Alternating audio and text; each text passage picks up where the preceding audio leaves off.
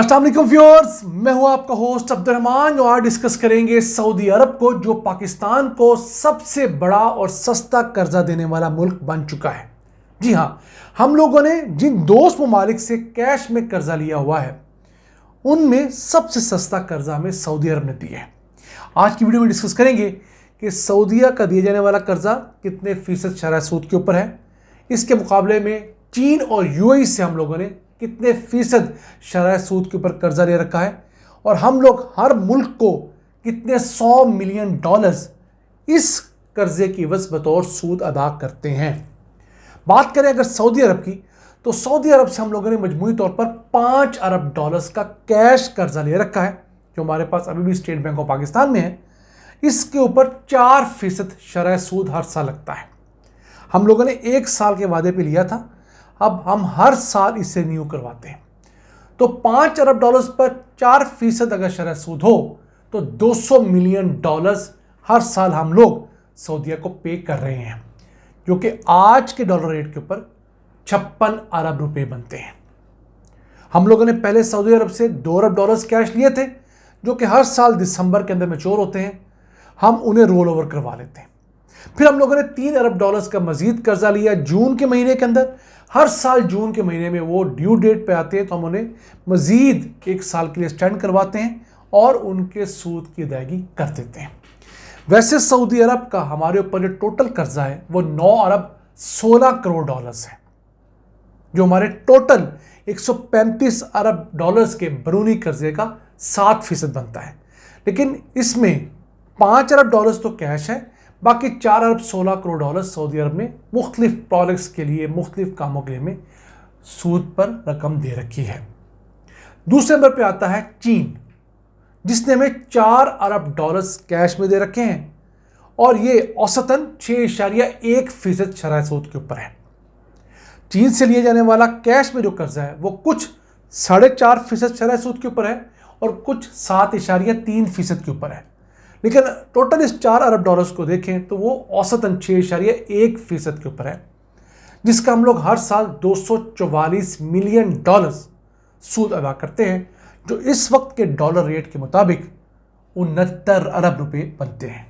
वैसे हम लोगों ने चाइना से जो टोटल कर्जा ले रखा है, इस कैश के अलावा मुख्तलिफ प्रोडक्ट्स के लिए, मुख्तलिफ पावर प्लांट्स के लिए, मुख्तलिफ मोटरवेज के लिए, दीगर मनसूबों के लिए, तो वो दिसंबर 2024 तक 29 अरब डॉलर्स था और ये हमारे टोटल 135 अरब डॉलर्स के बरूनी कर्जे का 21.5% बनता है। चाइना अमाउंट वाइज हमें कर्जा देने वाला सबसे बड़ा मुल्क है। सऊदी अरब हमें सबसे सस्ता कर्जा देने वाला सबसे बड़ा मुल्क है। लेकिन अगर मुल्कों के तनासुब से देखें तो सबसे ज़्यादा कर्जा हमें चाइना ने दिया है, दूसरे नंबर पर सऊदी आता है। फिर बात करें यूएई की, यूएई से हम लोगों ने टोटल 3 अरब डॉलर्स कैश कर्जा ले रखा है। इसके अलावा प्रोडक्ट्स के लिए जो कर्जा है वो हम डिस्कस नहीं कर रहे। तो इन 3 अरब डॉलर्स में से 2 अरब डॉलर्स तो हमें यूएई ने सिर्फ 3% के आसान शरह सूद के ऊपर दिया था। फिर हमारी ज़रूरत बढ़ी, हमने 1 अरब डॉलर्स और मांगा, तो हमें 6.5% के शरह सूद के ऊपर वो एडिशनल 1 अरब डॉलर्स मिले। इस हिसाब से यूएई से लिया जाने वाला कर्जा 4.17% के औसत के ऊपर है, जिसका हम हर साल 125 मिलियन डॉलर्स सूद अदा करते हैं। 35 अरब रुपए आज के रेट पे बनते हैं। तो इन 3 दोस्त ममालिक से हमने जो कर्जा ले रखा है 12 अरब डॉलर्स, उसके ऊपर हम हर साल 569 मिलियन डॉलर्स, $500 मिलियन से ज़्यादा सिर्फ सूद अदा करते हैं। आज के रेट के ऊपर ये 160 अरब रुपए बनते हैं। वैसे पाकिस्तान का जो टोटल 135 अरब डॉलर्स का कर्जा है, उस पर जो हम लोग हर साल सूद अदा करते हैं वो 4 अरब डॉलर्स है। अब बात करते हैं आईएमएफ की, जो कर्जा हमें सबसे ज़्यादा तंग करता है। वो अमाउंट में बहुत बड़ा नहीं है, लेकिन उसकी शराइत बहुत ज़्यादा है। वो कर्जा शराइत मानने के बाद मिलता है। बिजली का रेट बढ़ाने की सूरत में मिलता है, गैस का रेट बढ़ाने की सूरत में मिलता है। सऊदी और चीन वाले कर्जे तो हमें वैसे मिल जाते हैं। तो आईएमएफ का कर्जा हमारे ऊपर सिर्फ 9.2 अरब डॉलर्स है और ये 7% शरह सूद के ऊपर है। लेकिन चूंकि इसके साथ स्ट्रिंग्स अटैच होते हैं, इसलिए हमें वो महंगा पड़ता है। वैसे बताएं, चाइना के बाद दूसरे नंबर पे हम लोगों ने अगर किसी एक एंटिटी का कर्जा देना है तो है वर्ल्ड बैंक। उसका हमने 23 अरब 55 करोड़ डॉलर्स देना है। हमारे टोटल कर्जे का तकरीबन 17.5% बनता है। फिर तीसरे नंबर बारी आती है एशियन डेवलपमेंट बैंक की, जिसका हमने 19 अरब 63 करोड़ डॉलर्स देना है। टोटल कर्जे का तकरीबन 15% ये बनता है। अब यहाँ पर एक बात शर्मिंदगी की भी है कि हम जो दुनिया का 5वां बड़ा आबादी के लिहाज से मुल्क है, दुनिया का दूसरा बड़ा मुसलमान मुल्क है, दुनिया की वाहिद न्यूक्लियर मुस्लिम सुपर पावर है, लेकिन हम IMF से सबसे ज़्यादा कर्जे लेने वाले ममालिक में तीसरे नंबर पे आते हैं। हमसे आगे सिर्फ 2 ममालिक हैं जो हमसे ज़्यादा मरतबा IMF से लोन ले चुके हैं। एक है अर्जेंटीना, दूसरा है मिस्र। हम बार बार जो IMF के पास जाते हैं और 25वीं मरतबा हम जाकर अब IMF से 7 अरब डॉलर्स का एक लेटेस्ट जो प्लान निगोशिएट करके आए हुए हैं। ये 37 महीने का प्लान है, यानी 3 साल और 1 महीने का प्लान।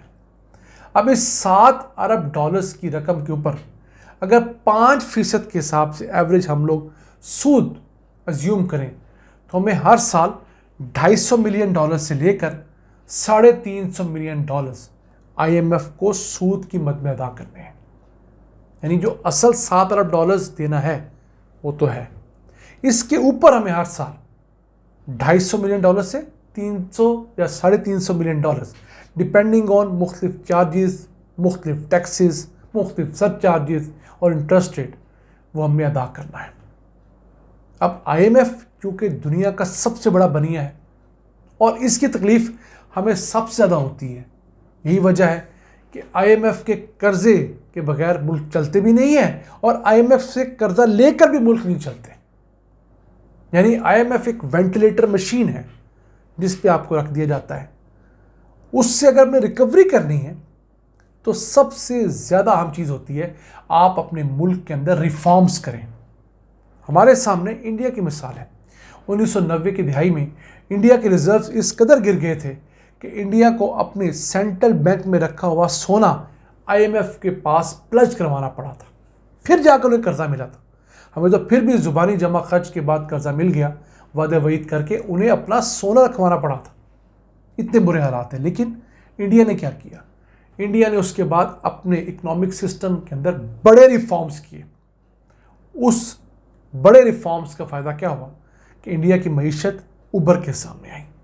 आज दुनिया में इंडिया ये चौड़ा होकर कह रहा है कि हम दुनिया की चौथी बड़ी मईशत है। आज वो जापान से बड़ी मईशत होने का दावा कर रहा है।